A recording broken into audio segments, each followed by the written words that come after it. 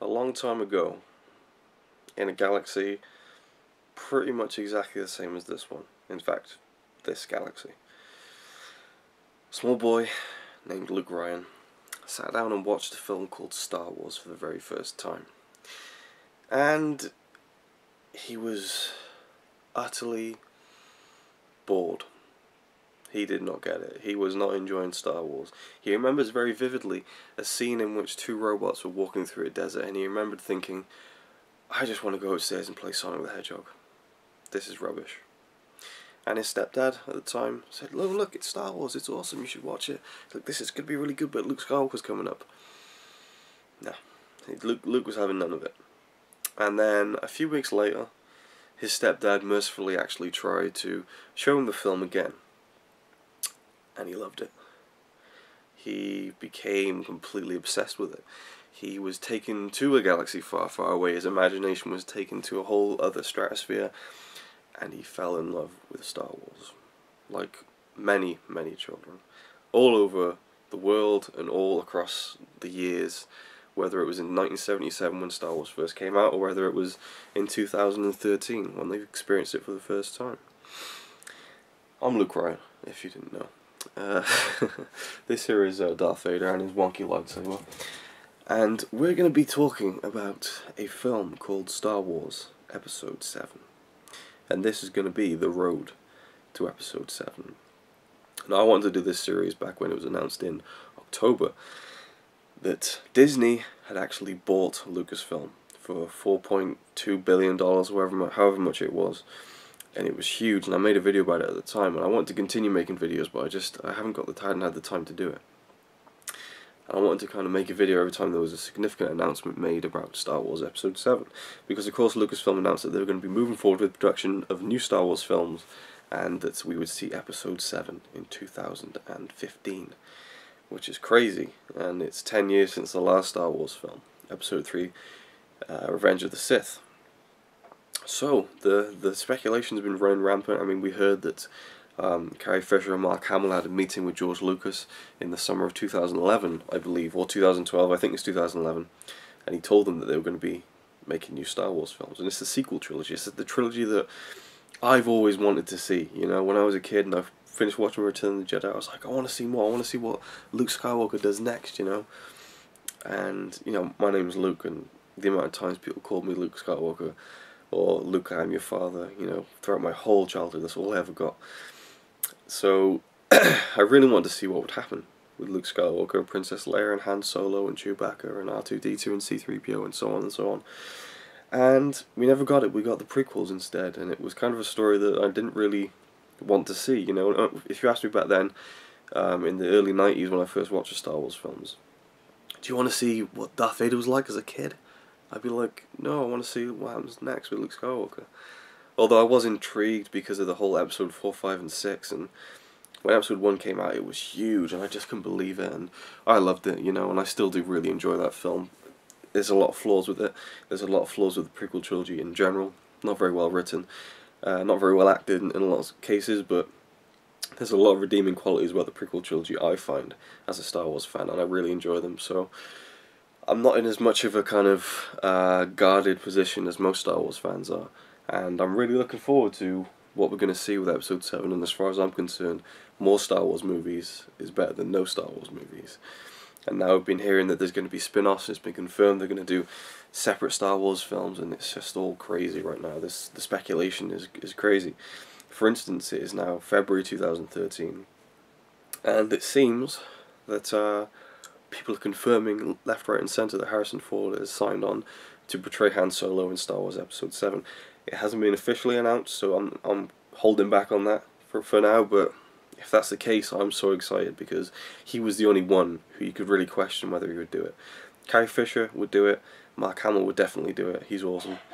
But Harrison Ford, I'm not quite sure if he would do that, but if he is signed on, or if he is considering it, or he's confirmed, whatever, that's really exciting. And again, who knows what kind of participation it would be, whether it would be a small part, a cameo, you know, a main part, you know. I mean, he did Cowboys and Aliens like a couple of years ago, so we know we can still do that kind of film and carry it off, but who knows will happen, what the story will be. We know that the screenwriter is an award-winning screenplay writer, Michael Arndt, or A-R-N-D-T, I don't know how you pronounce that, but he won the Oscar for screenplay for Little Miss Sunshine. Really cool little film. So it's in good hands. Whether you can write sci-fi remains to be seen.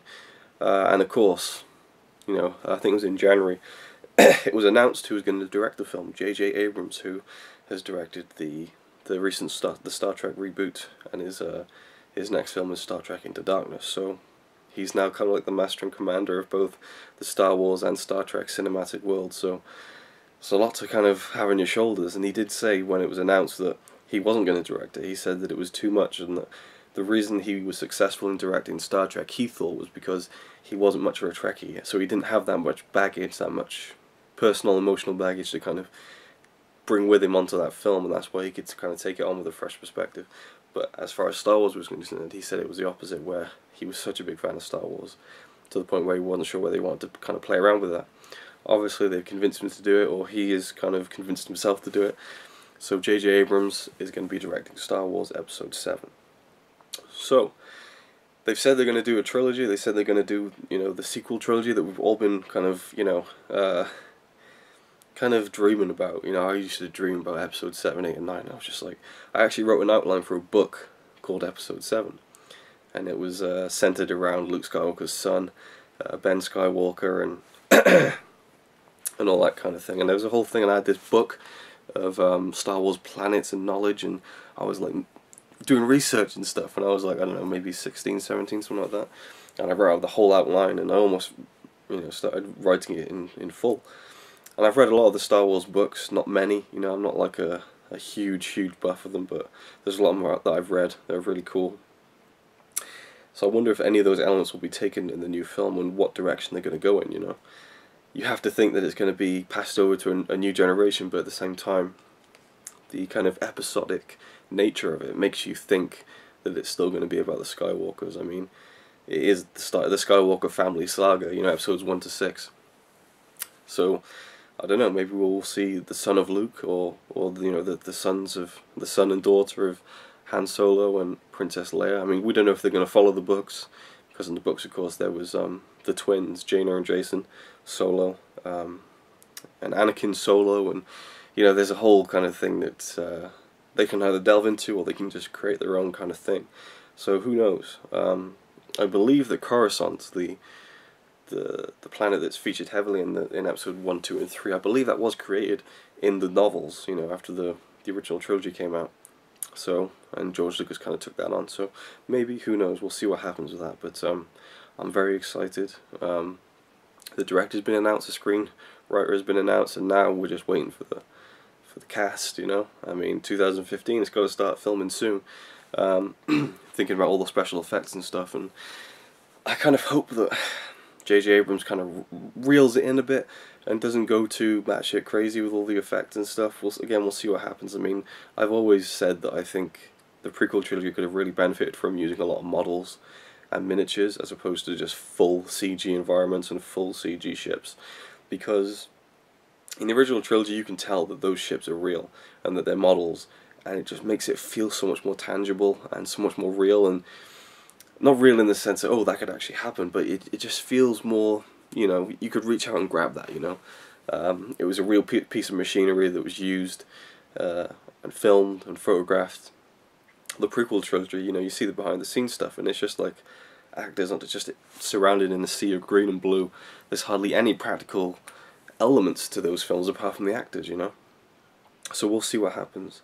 But for now, this whole series, the road to episode 7, is going to be me chronicling the journey, the road to episode 7, and you know, I'm going to keep this series going until the film comes out, and we'll see what happens. It should be a fun series.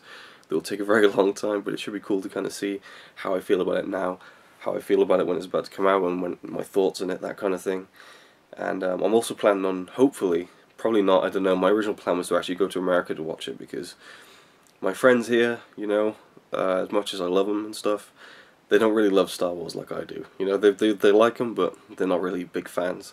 And I think that a couple of my American friends are huge fans of Star Wars like me, so it'd be a lot more special to see it with them, I think. But we'll see what happens. That's my, in an ideal world I'd love to do that, but for now, you know, this is my introduction to the road to episode 7. And I'm going to be doing other videos as well in this series, just talking about things like the sequel trilogy, the whole history of that whole sequel trilogy, how it came about, and the timeline and everything. So look forward to that, and thank you for watching, and I'll see you next time.